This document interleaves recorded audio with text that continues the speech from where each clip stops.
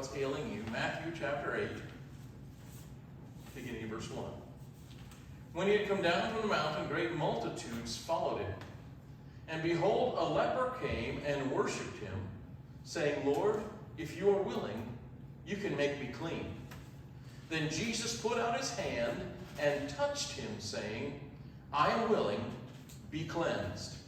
Immediately his leprosy was cleansed. And Jesus said to him, see that you tell no one, but go your way, show yourself to the priest, and offer the gift that Moses commanded as a testimony to them.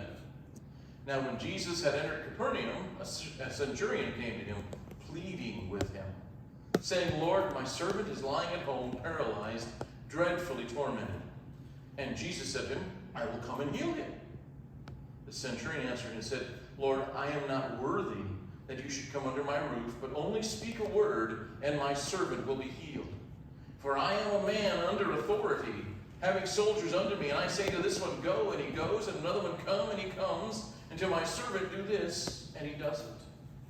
When Jesus heard it, he marveled, and said to those who followed, assuredly I say to you, I have not found such great faith, not even in Israel. And I say to you that many will come from east and west, and sit down with Abraham, Isaac, and Jacob in the kingdom of heaven. But the sons of the kingdom will be cast out into outer darkness. There will be weeping and gnashing of teeth.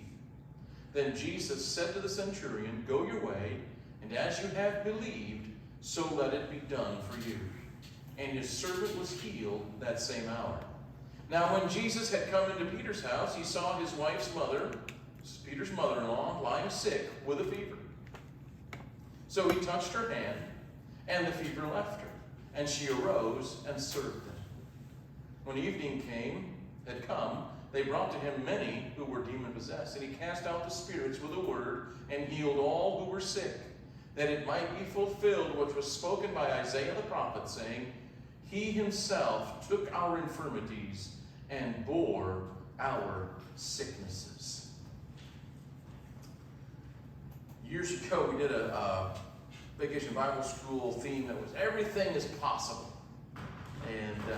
And in that were some of these miracles here that everything is possible. And this morning I would like us to consider the un. Now, many of you are old enough to remember 7-Up advertising itself as the Un-Cola, right? And now, when they were making their Diet 7-Up with the right kind of stuff that I like, I was drinking it. But then they switched, and I don't drink it anymore. But I always did like Diet 7-Up, because when I gave up my Diet Coke, because when you're waking up at 9 o'clock in the morning and you're shaking because you haven't had a Diet Coke yet, you finally realize you're hooked. And so I quit. And I went cold turkey. And it's all right, Vic, you can tell them the story later. 3 days of cold turkey. And I switched to Diet 7-Up, and I have pretty much stayed away from caffeine since. The Un-Cola. Well, if you look around at what's going on in our world today, we have some people who are trying to make un-people. They're trying to eliminate gender. They're trying to eliminate identity. They're trying to make them really just nothings. Un-people. But the unness of people is nothing new. Because in this passage of Scripture, there are 3 different un-people represented. First of all, in the untouchable, the leper. The undeserving, the centurion, and the unappreciated, a mother-in-law. And Jesus ministers to the uns. And today, we may not have as many un-people as we're going to have, but we also have some people who are untied emotionally. COVID and the last couple of years have crippled a lot of people emotionally. And Jesus wants to bring us back together to make us whole.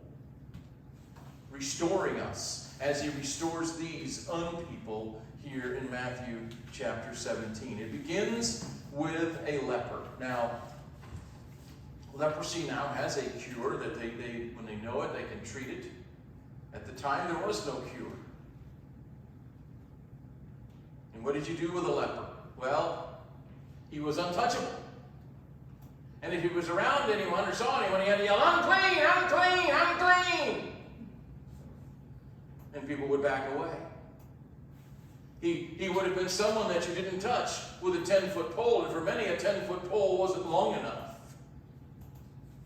He was not allowed to live in his town. He wasn't allowed to live in his home. Where did the lepers live? They lived out in the dump.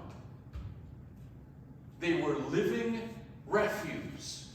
Refused contact with anyone except other lepers. Now, here he is, this social outcast. He comes, runs before Jesus, and kneels before him, and he must be yelling unclean. People know he's a leper. You know that they have stood back. As he comes to Jesus and says to Jesus, "If you are willing, you can make me clean. You can restore me." Jesus looked at him and said, "I'm willing." And not only did he say, "I am willing," he reached out and he touched the leper. You didn't touch lepers. But Jesus touched him. Not with a 10-foot pole, but with his hand. And the leprosy was gone. Now, I think it's an interesting thing here that he says, "Now tell no man." Because certainly, if the disciples are there at least, there's probably a crowd around. They've seen what was leprous is now not leprous anymore. But he says, don't tell any man. Don't speak or say anything about it. But do go and show the priest. Now, in that time, the priest was the only one who could confirm that there had been a healing. He understood these things, and if you read some of the regulations in the Old Testament, the priest was almost a doctor. I'm glad I don't have to know all those things anymore. But he had to go and show his proof.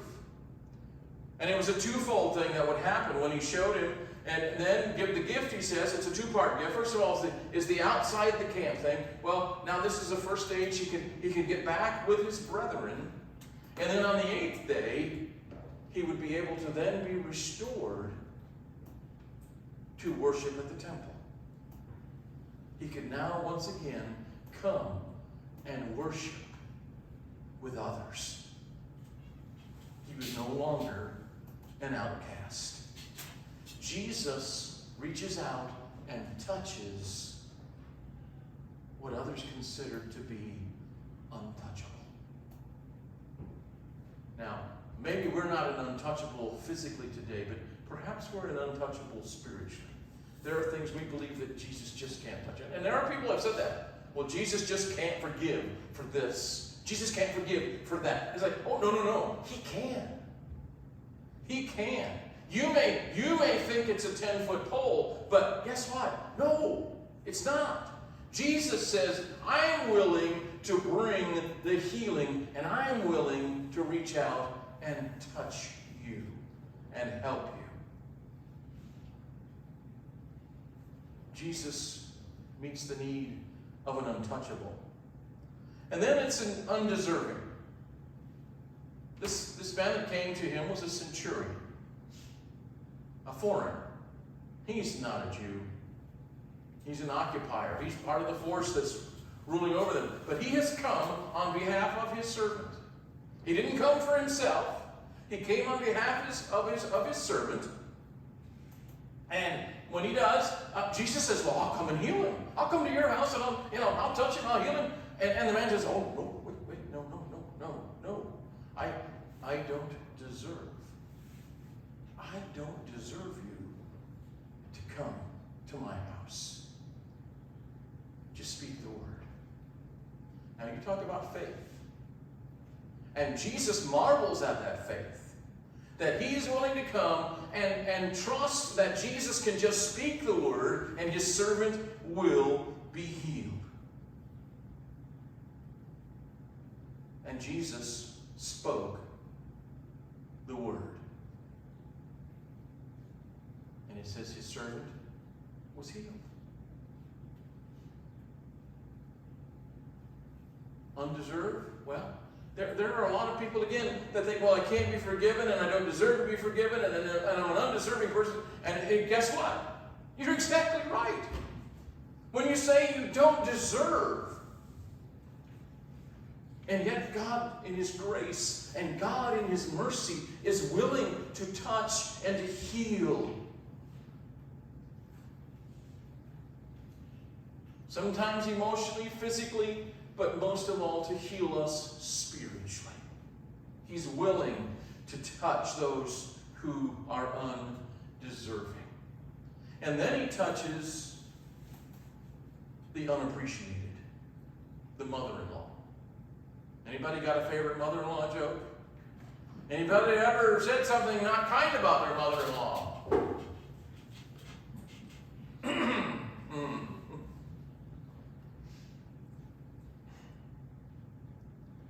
Hopefully not to her face.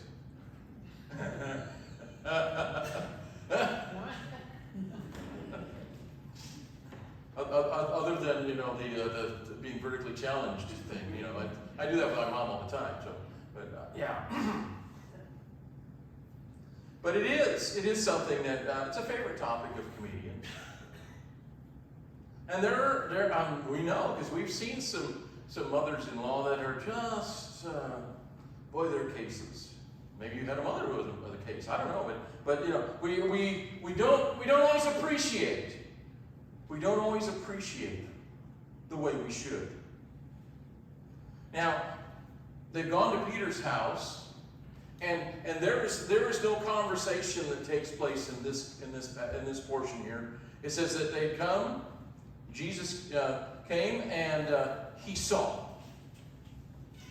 Now, I don't know if Peter didn't know his mother-in-law was laying there sick, or just didn't cross his mind to say anything to Jesus, because it's just the mother-in-law, by the way, it's a pretty big deal. She'll be all right tomorrow. She just needs a little rest.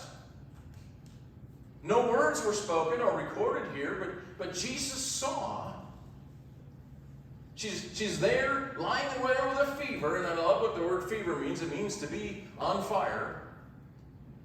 Most of us have had a fever in our life. We've been on fire. We know what it feels like.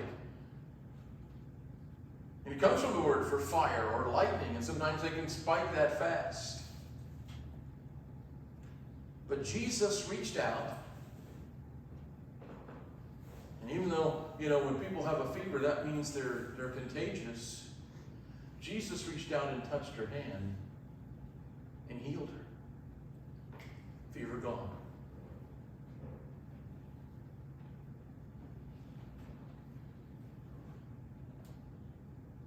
His touch quenched the fire in her body. Now, how do we know that? It says she got up and she began to wait on him. She began to resume some duties that she had, that she wasn't able to do. Because there's nothing worse than when you know that there are things to be done and your body just doesn't want to get up and do them, and can't get up and do them. But you know they need to be done. And she is now being able to do them. She arrives, she gets up, and she's ministering to them. Jesus is willing to touch the people. The uns. The leper. It says he came and worshipped. He came and knelt before Jesus. Surrendered to him and said, if you're willing, if you are willing, you can make me clean. Now, he wanted to be clean. And Jesus wanted him to be clean that day because he said, I'm willing. I'm willing. The centurion came on behalf of someone he knew. Someone, apparently, this was a special servant to him. And that can happen in a relationship, even in a work relationship. There are people that you work with that are special to you. They're close to you. They mean something to you. And this servant meant something to him because he could come to Jesus, a foreigner, and ask for Jesus not to come. He didn't deserve that. But just to speak the word. Just say the word. and the word was spoken. And healing took place in that servant's life. And then the unappreciated. It doesn't have to be a mother-in-law. There are other unappreciated people in our lives that maybe we've taken for granted. Or maybe we've just dismissed them. But Jesus is interested in touching them as well. Now, maybe you don't know anybody in any of these categories, but now let me throw a couple of more uns at you. And as I ask the question again, what's ailing you? Two more uns that I'm going to just throw out there. One is unconcern. Now, comes a little bit apart from what I listened to this last week and a half. I heard a survey was done of evangelical or of Christian people, of church people, and their top priority was their comfort. And it's like, boy, is that true? Can that possibly be true, that our comfort would cause us to be unconcerned about others? And maybe it does, because we've got the focus on me instead of others. Unconcerned. And maybe uncaring. Just don't care. Now, there are things that if people got their comeuppance for, I think they should be punished for it. It doesn't bother me to see people get what they deserve for the crime they've committed. Do I want them to lose their soul? No, but I still believe the crime ought to be paid for. But I have to be careful, because sometimes that can come off a little uncaring.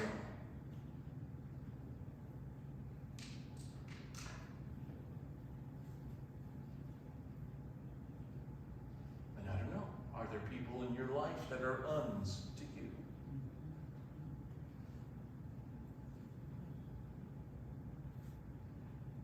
Do you feel a little bit un? Well, guess what? Whatever is ailing you, Jesus is concerned. Jesus is willing to touch and to help you today. If you will trust Him to do the touching. Whatever it is. Whatever it is. If you're holding that 10-foot pole out there because there are people you just don't want that close to you,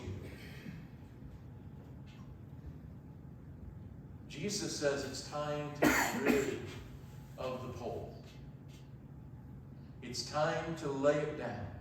It's time to get the healing. It's time to be made whole. And maybe there are people you're afraid to touch. We've had a lot of fear in the last couple of years about, stay away, don't touch.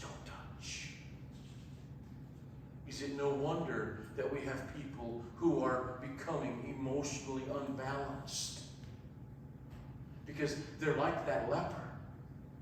And they've been living in isolation. We need that touch. We need that touch. I talked with Janet the other day, and she was sharing how that her doctor, Dr. P, and I don't remember what his full name is, but Dr. P came to her one day and with tears in his eyes even, and hugged her and said, Janet, you're going to be okay.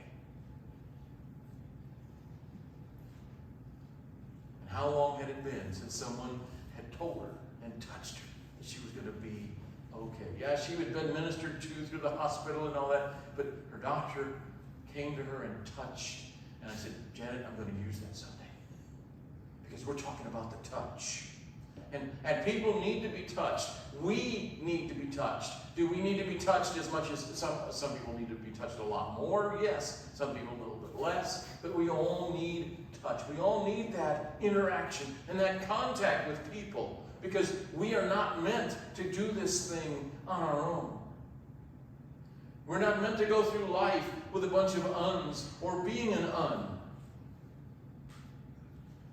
And if things keep going in our country, we're gonna have an opportunity as the church to help some of these people right now to come back to being real people, to being whole, to finding healing in Jesus, because that's the only place you're going to find it. That's the only place, the only source that we have for our healing, whether it's emotional or physical, or most importantly, spiritual.